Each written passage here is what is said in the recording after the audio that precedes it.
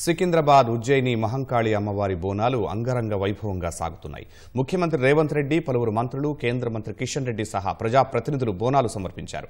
జంట నగరాల నుంచే కాకుండా రాష్ట్ర వ్యాప్తంగా పెద్ద సంఖ్యలో భక్తులు అమ్మవారికి బోనాలు సమర్పించేందుకు తరలివచ్చారు.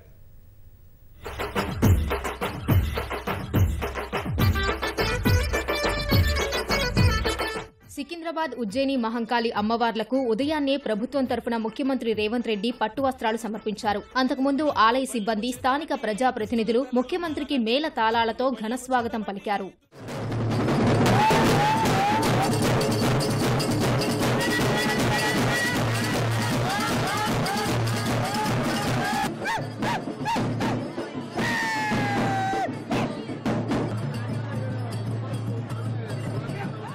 ఉదయాన్నే మొదటి బోనాన్ని మంత్రి పొన్నం ప్రభాకర్ సమర్పించారు. అనంతరం భక్తుల బోనాలకు అనుమతించారు. అమ్మవార్లకు బోనాలు సమర్పించేందుకు రాష్ట్ర వ్యాప్తంగా తరలివచ్చిన భక్తులకు నగరవాసులు సహకరించాలని మంత్రి విజ్ఞప్తి చేశారు. మొదటిసారి ఉజ్జయిని అమ్మవారిని దర్శించుకున్నానని మరో మంత్రి సీతక్క పేర్కొన్నారు. అందరికీ శుభాలు జరగాలని అమ్మవార్లను కోరుకున్నానని ఆమె తెలిపారు. జంట నగరాలకు సంబంధించే కాక కొన్ని వందల సంవత్సరాల నుంచి వస్తున్నటువంటి ఒక చారిత్రాత్మకమైనటువంటి సాంప్రదాయమైనటువంటి సంస్కృతికి అద్దం పట్టే ఈ బోనాల పండుగను ప్రతి ఒక్కరూ జరుపుకుంటారు. ఈ జరుపుకునేటువంటి సందర్భంలో ఎక్కడ కూడా ఇబ్బంది రాకుండా ప్రభుత్వం అన్ని చర్యలు తీసుకున్నప్పటికీ ఈరోజు ఇక్కడ మళ్ళీ 28 నాడు లాల్ దర్వాజాలో జరిగేటువంటి ఉత్సవాలు కావచ్చు, దాని తర్వాత పలార బండ్లు కావచ్చు, మిగతా రంగం కావచ్చు, అంబారీ కావచ్చు, అన్ని కార్యక్రమాలు విజయవంతం కావడానికి అక్కడ ఉన్నటువంటి ఇక్కడ స్థానికంగా ప్రజలు, ఎందుకంటే బయట జిల్లాల నుంచి కూడా అందరూ వస్తూ ఉన్నారు, పండుగ విజయవంతం అయ్యే విధంగా అందరూ సహకరించాలని ప్రజలందరికీ, ఎందుకంటే ప్రభుత్వం ఎన్ని చర్యలు తీసుకున్నా ప్రజల సహకారం అవసరం. సమ్మక్క సార్లమ్మ బిడ్డలం, సమ్మక్క సార్లమ్మ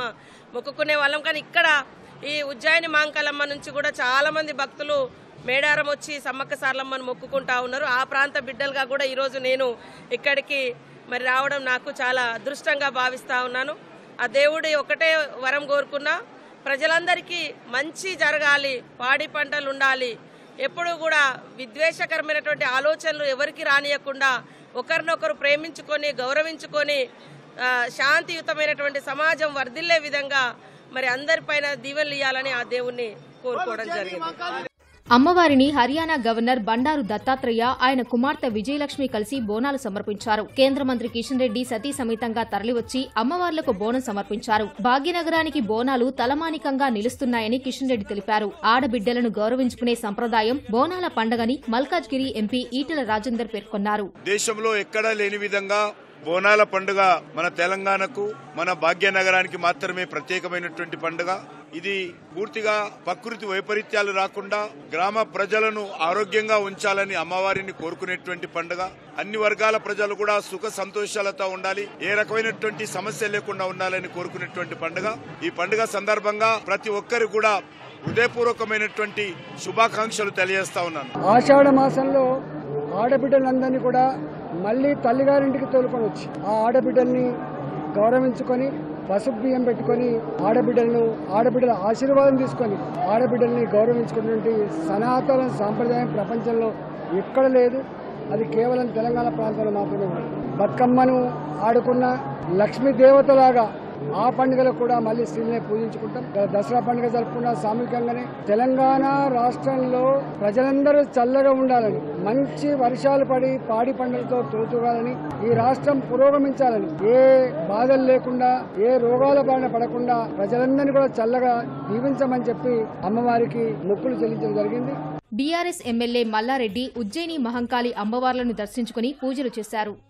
ఏది ఏమైనా మన మహంకాళమ్మ తల్లి మనం ప్రతిసారి కూడా మొక్కుతాం.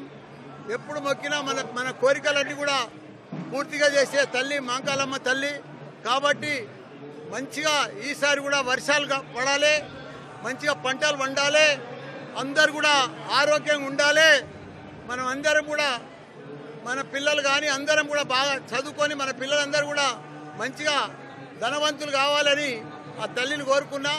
మహంకాళి అమ్మవారికి సీఎస్ శాంతికుమారి బోనాలు సమర్పించారు. జీహెచ్ఎంసీ కమిషనర్ ఆమ్రపాలి అమ్మవారిని దర్శించుకున్నారు. వేలాదిగా మహిళలు ఉదయం నుంచే అమ్మవార్లకు బోనాలు సమర్పిస్తూ భక్తి పారవస్యంలో మునిగి తేలారు. పోతురాజుల విన్యాసాలు ఆకట్టుకున్నాయి. ఆమె జాతర వచ్చిందంటే మళ్ళీ మేము ఎక్కడ వెళ్ళలేము. ఈ జాతర ఉంటే ఎక్కడ వెళ్ళొద్దని మా నానమ్మ చెప్తుండే. అన్ని నుంచి ఇక్కడే పోకపోతాం, ఇక్కడే ఉంటుండే. అందరం మా ఫ్యామిలీ అంతా వస్తాం, అందరం మా అక్క చెల్లెలు అన్నదమ్ముళ్ళు అందరం కలిసి మా నాన్న సేవ చేస్తుండే. ఇంకా మా నాన్న లెక్కనే ఫాలో అవుతున్నాం.